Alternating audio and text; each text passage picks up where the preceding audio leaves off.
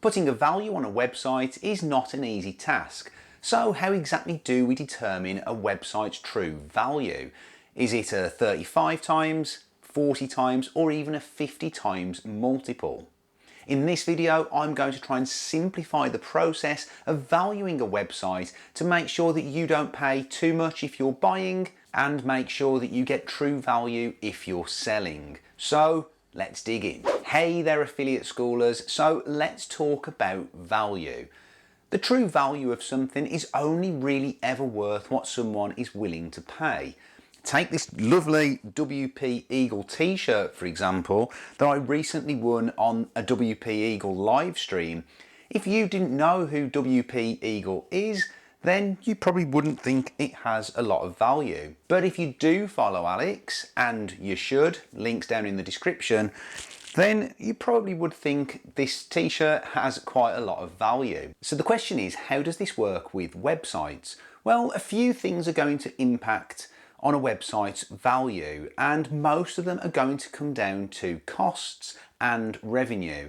But I'm going to look at 6 factors today that include some of those things that will help us to establish the true cost of a website. And make sure you stick around until the end of the video, because I'm going to be giving you a few tips on things to look out for to help you avoid buying something that you might regret. So the first and probably the biggest factor when it comes to valuing a website is the profit that it makes on a monthly basis.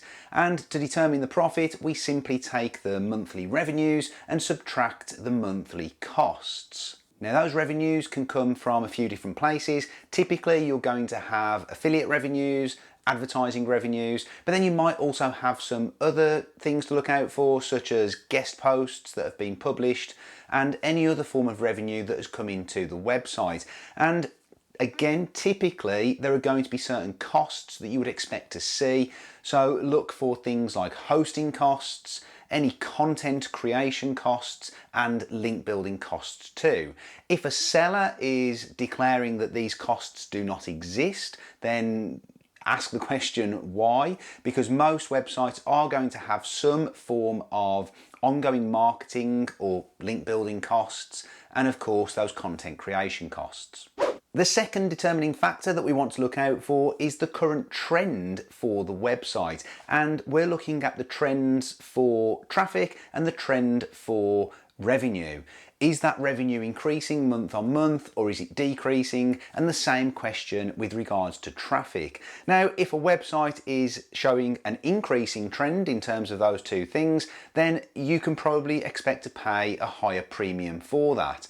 And by the same token, if the trend is declining, then you would expect the website to have a slightly lower value than if the trend was going up. Next up, we want to assess the content on the website. So this is where we're going to look at the existing content and see if we can attribute any value to that. Now, this is something that you're going to want to look at more so with websites that are not making a huge amount of money each month, or perhaps are making no money, because we all know there is a cost associated with creating content. Now, of course, you're also going to want to audit the content and see if it's actually of good quality. If it's not, then it's probably going to have very little value to you.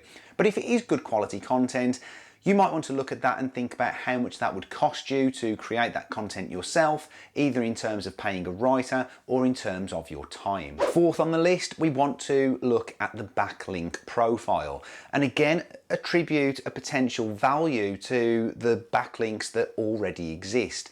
Now, quite often, just for the sake of simplicity, I will look at each decent do follow backlink, and when I say decent, I mean links with traffic that are relevant to the niche and that have probably a DR of, let's say, 25 or more. I would attribute a value per link of around about $100. So if a website's got 20 good quality do follow backlinks, then I might attribute a value of around $2,000 to those backlinks. On the flip side of this, if it's a website that is earning a good amount of monthly revenue, then I probably won't look at those backlinks on an individual basis and attribute a value to them, because they're already kind of adding the value by helping to generate that traffic, by increasing rankings and so on.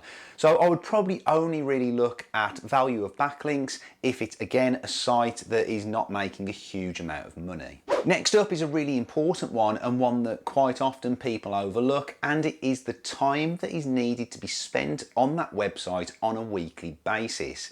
Now, typically for most websites, it's going to be at least a couple of hours a week just to maintain, go in and keep an eye on the content and publish new content and so on. But some websites will require more time to keep on top of things, particularly if they're more news or time-based content related, then you're going to need to be a lot more hands-on.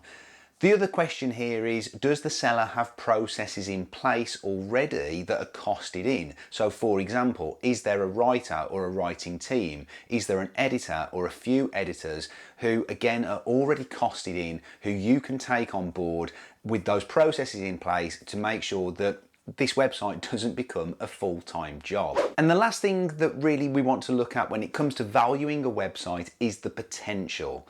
Now, I actually hate it when I see listings on places such as Flipper where people will say there is lots of potential to grow this site to 5 or 6 figures a month, because I think, well, why has that person not done that and then sold the site once they've done that?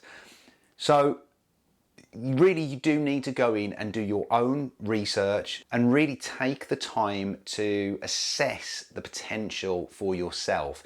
Now, there can be potential in lots of different areas. It could just be that the niche has not been fully explored, so there are lots more keyword opportunities and content opportunities to explore. There could be potential there. There could also be potential in the way in which the site is monetized. So for example, if there's lots of informational based content pieces and there are no display ads running currently and those pages get a lot of traffic, then that could be an opportunity to monetize those with display ads. And by the same token, if there's a lot of affiliate content but it's not set up to convert particularly well, perhaps buttons aren't well placed or images aren't linked and things like that, then that's another opportunity to increase the earning potential right from the beginning without even increasing traffic or anything like that. So there's lots of ways in which you can identify potential, but of course you don't need to disclose that to the seller. They might try and push the fact that there's potential on you, but really keep that to yourself and, you know, attribute that value somewhere when you're looking at whether to make that purchase or not. Now, like I've said, a website is only worth what someone is prepared to pay for it. So typically we will see websites in the range of a 35 times multiple all the way up to around a 50 times multiple on what they make on a monthly basis. Now, if you want to get a feel for websites and the value of them, then take a look at online marketplaces such as Empire Flippers, Motion Invest, Flipper, and you'll start to see that websites that are older, that have more earnings history, that are low maintenance and have good solid transferable systems in place will attract those higher multiples, and sites that are younger and that don't have that revenue history will attract a lower multiple. Now, before I go ahead and give you my tips on things to avoid when looking to buy a website, if you found value in this video, we've talked about value a lot today, but if you have found it in this video, then I would really appreciate it if you could bop that like button.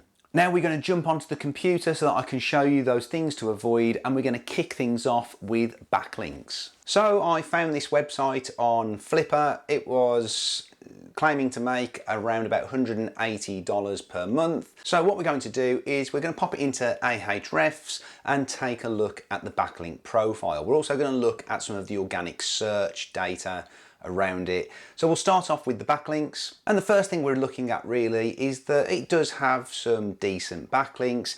And when we say decent, we're looking for links that have got good traffic, that have got a nice DR, again, probably 25 or more, and that are relevant to the niche. So this website is to do with cars and vehicles, so we're looking at car and vehicle related and maybe tech related backlinks. We can see here we've got some of those, which is good to see. So next up, we're going to look at the anchor text profile. And really what we're looking at here is that we've got some branded anchor text. So these are branded or naked URLs. And we can see we've got it here again. And then everything else is spread fairly evenly amongst a variety of different anchor text that are of course relevant to the website. If we had anchor text here that was exact match for, you know, maybe 10, 12, 15, 20% of the referring domains, then that would be a concern. The next thing we're going to want to do is to pop the website into Wayback Machine and just take a look at its history. So we can see there's a little bit of a gap here. So I'd be interested in looking at just this period in 2021. So let's just take a look at this and see how the site was looking and just make sure that it was still being used in much the same way. So we can see the website looks a little bit different, but on the whole, we can see that it's a landing page for all of the various posts, and it does look like an affiliate website. If we were seeing that website being used in a slightly different way, so maybe almost like a link farm or a PBN or something like that, then of course that would be a concern. Other things to look out for might include foreign language or spammy links. The next thing we might want to try and identify using Ahrefs is the trend for the site. And really we can do this through the organic search section here. And if we look at the organic search, we can see the site kind of dates back to around mid 2020. So it's a couple of years old, and traffic gradually increased over time. But then we can see here, right at the beginning of December 2021, that's where the traffic peaked, and then it pretty much fell off a cliff down to where it is now at around 300 hits per month. Now, this is very interesting timing because we can see here this tallies up perfectly with the product review update that was released in early December. I think it was actually December the 4th by memory. And it's almost definite that this site has been hit by that update. And that leads me into my final point, in that what you should also ask to get access to is Google Search Console and Google Analytics, because tools like Ahrefs are great for estimating, but it doesn't give you that absolute specific and accurate data that you will get from Google Analytics and Google Search Console. If a seller is not prepared to give you read-only access to the analytics and to Search Console, then I wouldn't bother progressing with that sale. I would see that as a red flag. And it's going to help you to identify any issues around penalties or algorithm updates and the impact of them on the site. It looks very much like that site was hit by the product review update, and you'll be able to see that in Google Analytics because you'll see that traffic just drop.